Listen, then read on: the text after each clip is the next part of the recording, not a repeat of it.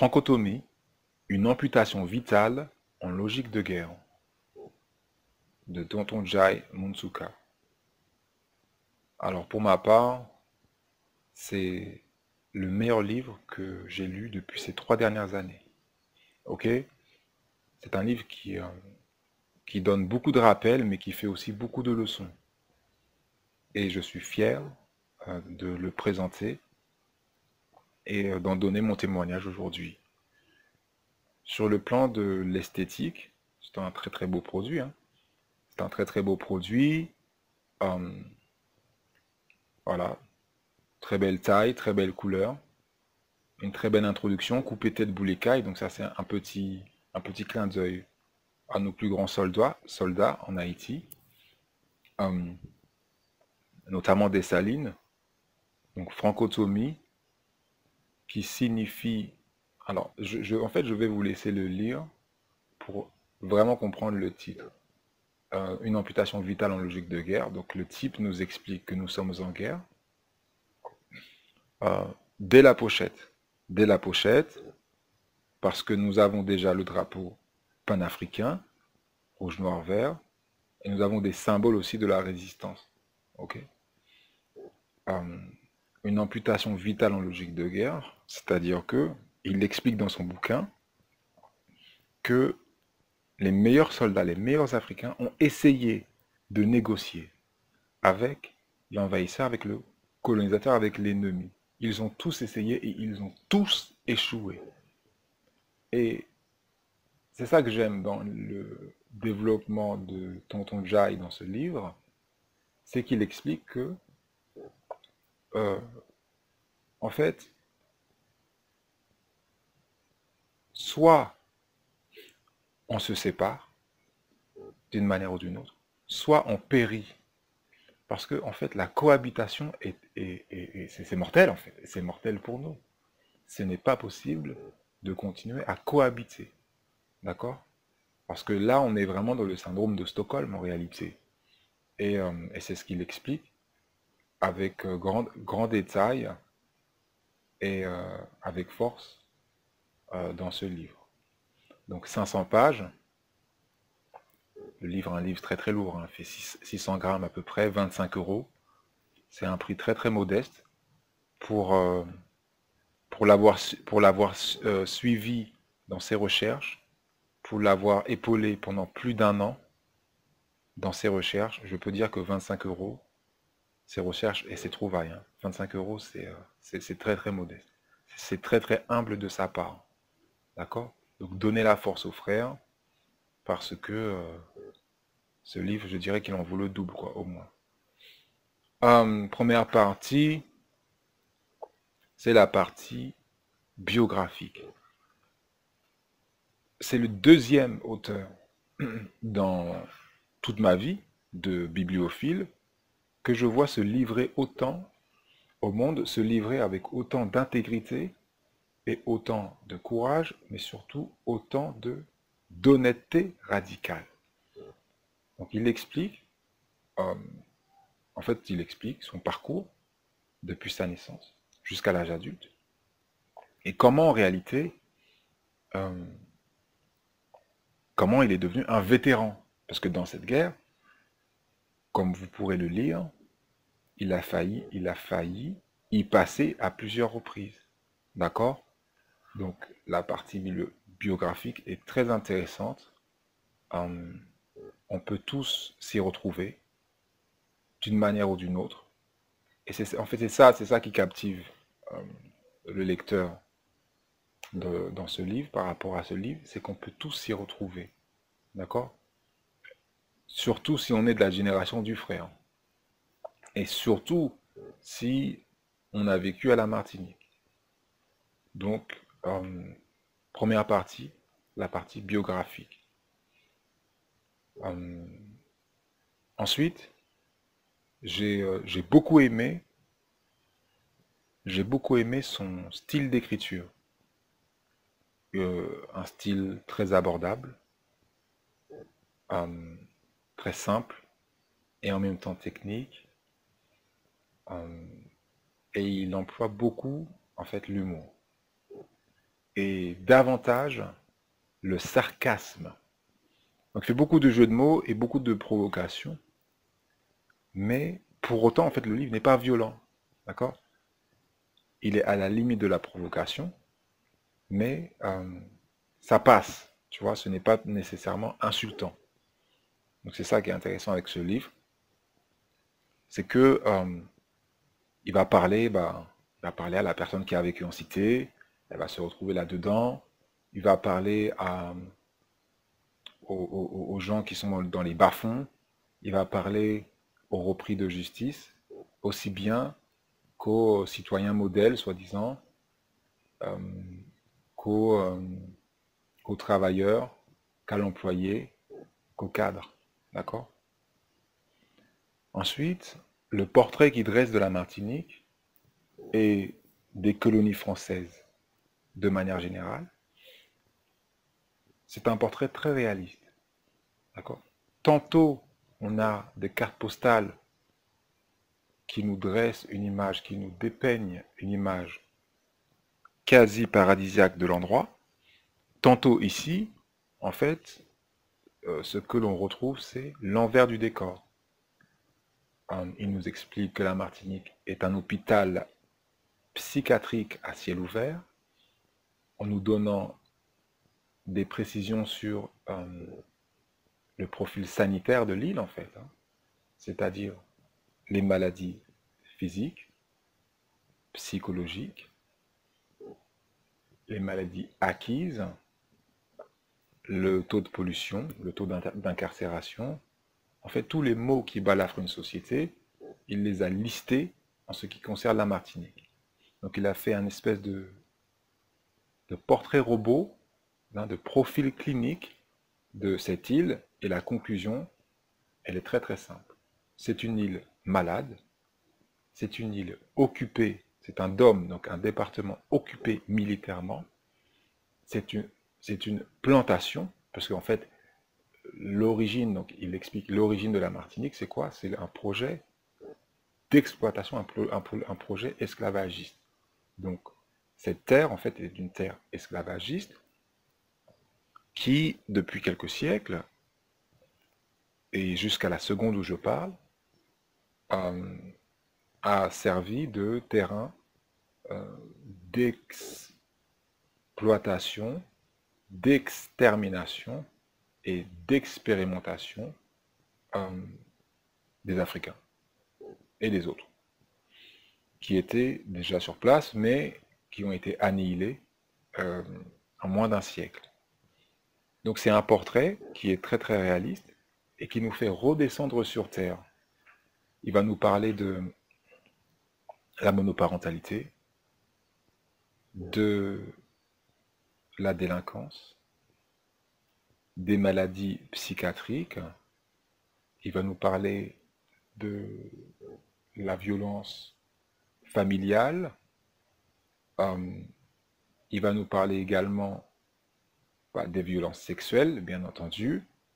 En fait, tous les mots qui vont empêcher à une société d'émerger et d'avancer, en fait.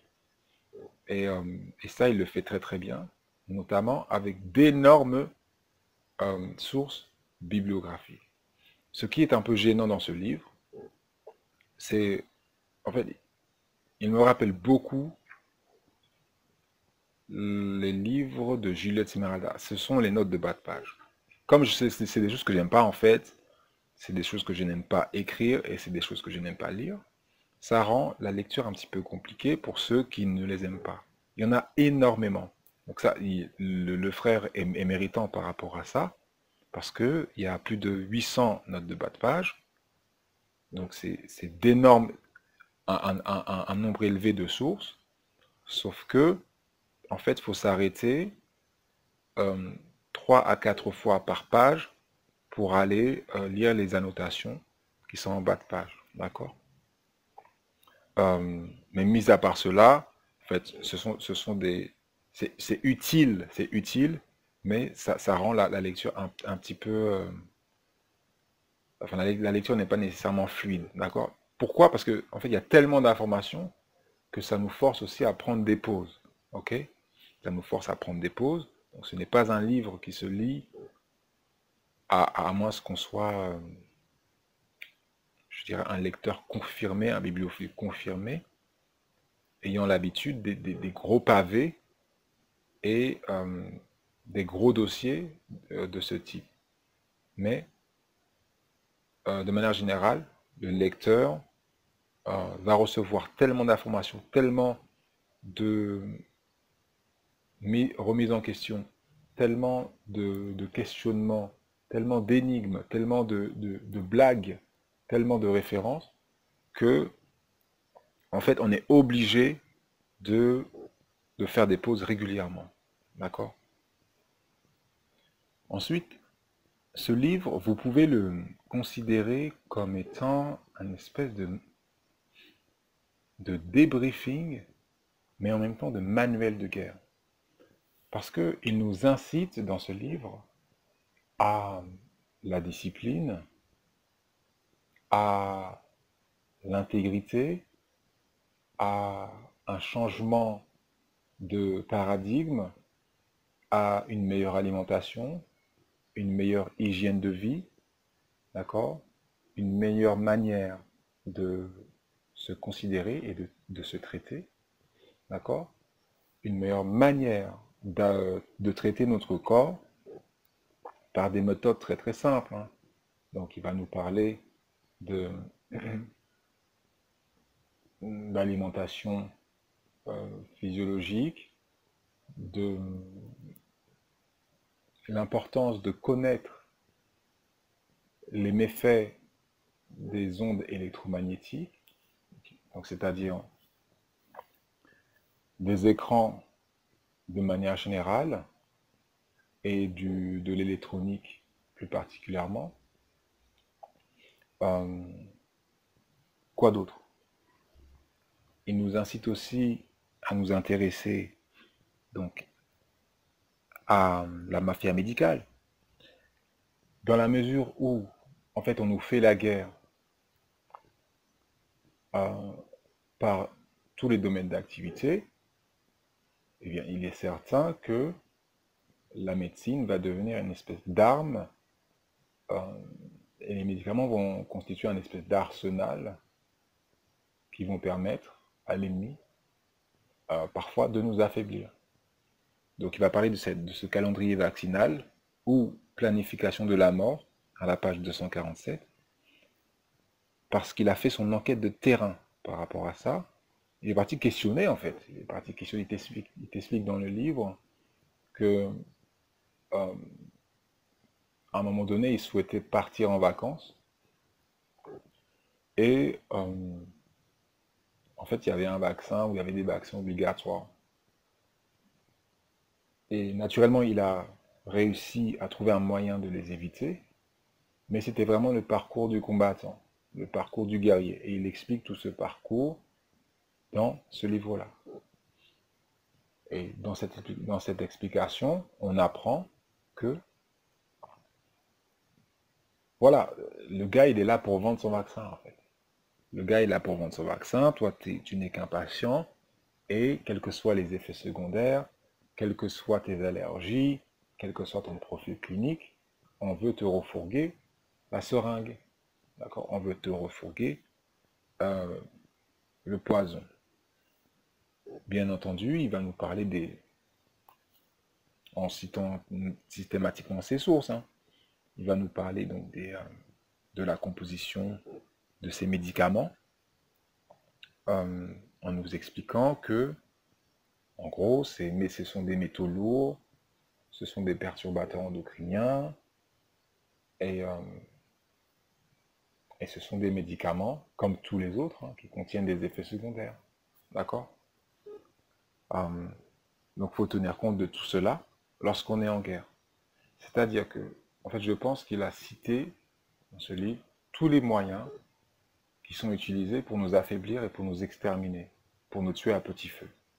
On ne peut pas lire ce livre, à moins vraiment qu'on soit un imbécile, ou que nous ayons des problèmes neurodégénératifs majeurs.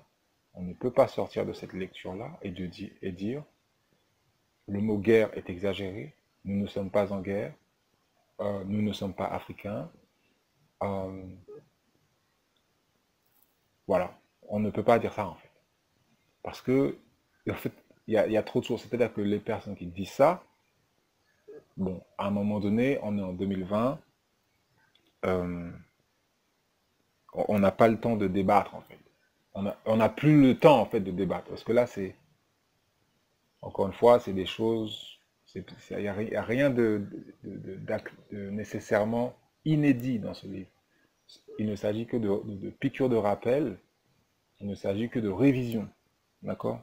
Donc ça a été dit auparavant, Big Pharma, chlordécone glyphosate, cancer de la prostate, quoi d'autre? Bumidum, déportation, euh, obésité morbide, monoparentalité,